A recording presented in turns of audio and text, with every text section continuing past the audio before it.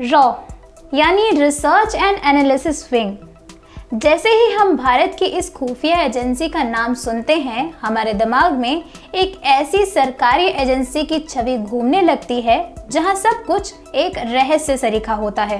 आमतौर पर रॉ जैसी संस्थाओं के बारे में हमारे मन में जो छवि होती है वो फिल्मी होती है, क्योंकि रॉ को हमने फिल्मों में ही देखा है।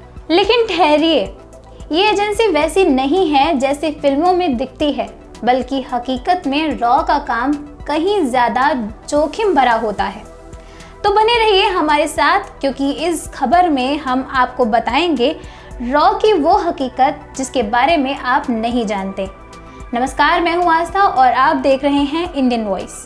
रॉ भारत की विदेशी खुफिया एजेंसी है। एजेंसी का सबसे जरूरी काम है विदेशी खुफिया जानकारी इकट्ठा करना, आतंकवादी साजिशों का मुकाबला करना, सरकार को सलाह देना और देश की विदेशी रणनीतिक हितों को आगे बढ़ाना।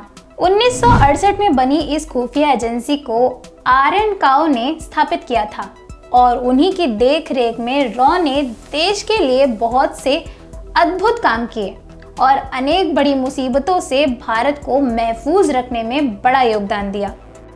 रॉ के कामयाब मिशन की बहुत सी कहानियां कहीं और सुनाई जाती हैं। ऐसी ही एक कहानी बांग्लादेश की स्थापना से जुड़ी है। भारत ने पूर्वी पाकिस्तान को पाकिस्तान मुस्लिम लीग के शासन वाले पाकिस्तान से आज़ाद कराया था।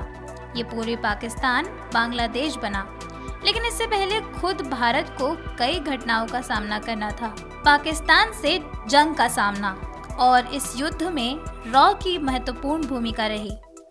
ये कहानी है दिसंबर 1971 की, जब पाकिस्तान द्वारा होने वाले हमले से अनजान भारत के लिए रॉ ने खुफिया जानकारी हासिल की थी, जिसके बलबूते भारत उस जंग को जीतने में कामयाब हो सका।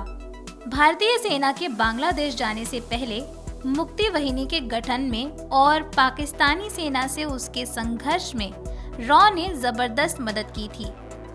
रॉ के एक पूर्व अतिरिक्त सचिव बी रमन ने अपनी किताब द काउबॉयज ऑफ रॉ में लिखा है, 1971 में रॉ को इस बात की पूरी जानकारी थी कि पाकिस्तान किस दिन भारत के ऊपर हमला करने जा रहा है। 80 के दशक में रॉ के प्रमुख रहे आनंद कुमार वर्मा ने बीबीसी से बात करते हुए कहा था, काओ ने कहा, आप एक दिन और रुक जाइए। एयर चीफ मार्शल पीसी लाल बात मान गए और जब 3 दिसंबर को पाकिस्तान का हवाई हमला हुआ तो भारतीय वायुसेना उसके लिए पूरी तरह से तैयार थी। ये जो रॉ का एजेंट था वो अच्छी लोकेशन पर था और उसके पास सूचना भेजने के लिए वायरलेस भी था। उस समय हमें ये सूचना मिल चुकी थी कि इस तारीख को हमला होने वाला है। ये सूचना वायरलेस के जरिए आई थी, जिसे डिकोड करने में थोड़ी गलती हो गई और जो सूचना हमें मिली उसके अनुसार हमला 1 दिसंबर को होना था।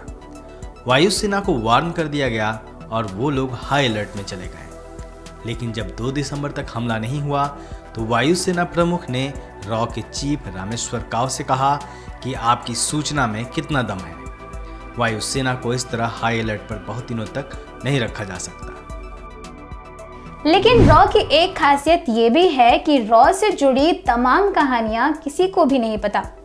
रॉ के जहन में कई ऐसी बातें हैं जो आज भी किसी को नहीं पता है तो उस समय की सरकारों को या फिर रॉ के बड़े अधिकारियों को, क्योंकि रॉ देश की सुरक्षा का जिम्मा संभाले है और ऐसे में देश की खुफिया एजेंसी के काम करने के तरीके को भी राज ही रखा जाता है, ताकि कोई भी बाहरी ताकत हमारे सुरक्षा कवच को तोड़ ना पाए। ऐसी ही तमाम खबरों और जानकारियों के लिए देखते रहें इंडियन वॉइस।